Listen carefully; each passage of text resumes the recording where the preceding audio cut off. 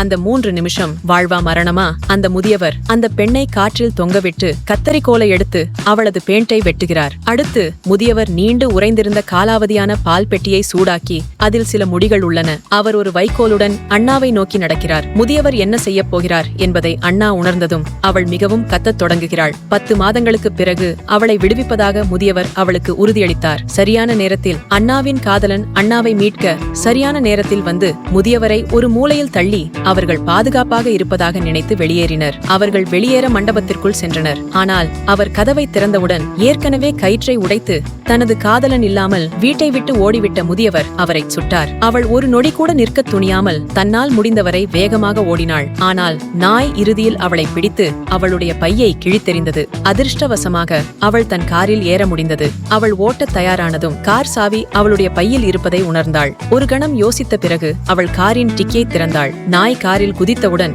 அவள் அதை டிக்கியில் சிக்க வைத்தாள். தரையில் இருந்த பையை எடுத்தாள். ஆனால் அவளுக்கு அது புரியவில்லை.